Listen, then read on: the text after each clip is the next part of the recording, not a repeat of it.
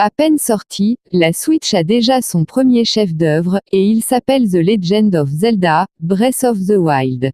Ce nouveau jeu de Nintendo, également sorti sur Wii U, est probablement le plus vaste jamais créé par Nintendo, et son exploration vous amènera très certainement à passer des heures dans Hyrule et à y découvrir ses nombreux secrets. Voici quelques références et secrets particulièrement bien cachés dans le dernier jeu de la firme japonaise, histoire d'en profiter encore plus.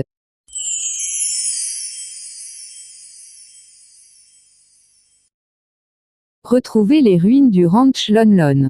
Bien que rien dans le jeu ne le précise clairement, beaucoup d'éléments de ce tout nouveau Zelda laissent penser que son univers est intrinsèquement lié à celui d'Ocarina of Time, sorti en 1998 sur Nintendo 64, et qui est largement vu comme un des meilleurs épisodes de la série.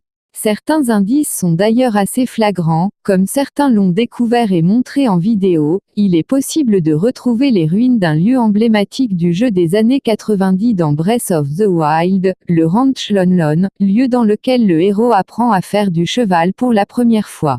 L'endroit y est en ruine, mais on peut cependant s'y promener et reconnaître clairement certains détails du lieu, qui rappellera des souvenirs aux connaisseurs de la série. Trouvez le cheval de Ganon. En reprenant une mécanique déjà bien vieille dans les Zelda, Breath of the Wild permet de monter à cheval afin de se déplacer plus rapidement entre les lieux, avec la particularité de pouvoir dompter un cheval sauvage si on montre assez de patience et de détermination. Si on peut croiser des chevaux sauvages dans à peu près toutes les régions de la carte et que chacun aura des caractéristiques différentes de son voisin, il en existe un qui est cependant unique, le cheval de Ganon. Car oui, le canasson de notre pire ennemi se balade lui aussi librement dans le jeu. Il n'est pas facile à trouver, mais vous saurez le reconnaître au premier coup d'œil, il est tout simplement gigantesque. Notez que comme les autres chevaux du jeu, il est possible de le dompter et de le monter, mais que cela demandera une endurance particulièrement importante afin qu'il accepte enfin de vous obéir. Vos efforts seront toutefois récompensés, puisqu'il a des statistiques tout simplement hors normes. Le spectacle rock est de retour. Le spectacle rock ne vous dit peut-être rien, mais il fait partie des éléments importants pour tous les fans de Zelda. Il s'agit d'un rocher de forme particulière, rappelant vaguement la forme d'une paire de lunettes. Sa première apparition a lieu dans le tout premier Zelda sur NES, où elle cache un donjon, et se retrouve dans la plupart des épisodes de la saga, jusque dans Breath of the Wild. Dans le dernier épisode, on le trouve donc dans la région Gerudo, où il est constitué de 2 plateaux, l'un d'eux accueillant la tour à escalader pour obtenir la carte des lieux, et siégeant au fond d'une profonde crevasse. Link Lou peut vous accompagner.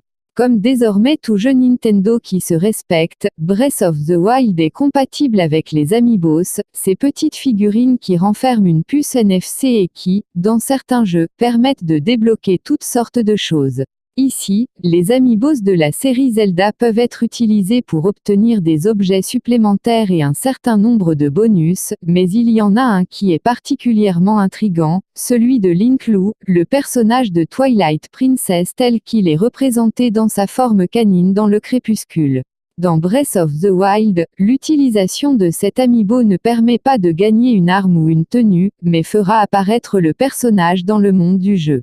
Il vous accompagnera alors dans vos aventures et pourra se battre à vos côtés, mais attention, il dispose de sa propre barre de vie, et peut donc lui aussi se faire tuer par les ennemis que vous croisez.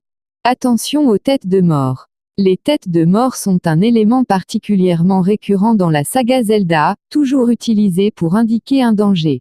Dans le premier épisode, c'est même un bâtiment entier qui en a la forme, puisque le dernier donjon dessine lui-même un crâne. L'iconographie du crâne est revenue souvent dans les épisodes suivants, mais l'idée d'un bâtiment ayant cette forme ne fera son retour que dans Breath of the Wild, où on pourra d'ailleurs en croiser plusieurs dans l'univers du jeu.